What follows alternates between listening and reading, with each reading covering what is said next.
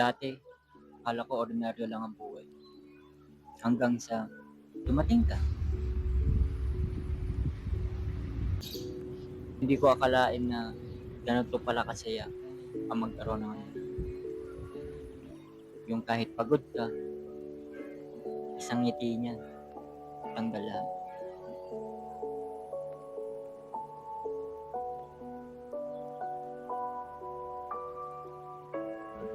Hindi man perfecto ang buhay ko, anak.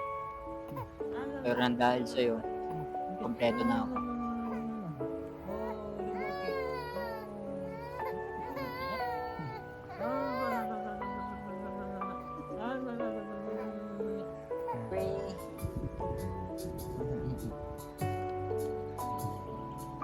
Baka bossing yan.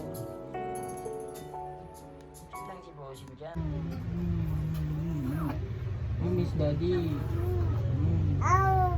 Oh, that's why I don't want to sleep. Oh, Salamat, anak. Dahil sa'yo, iba ang kulay ng mundo ko ngayon.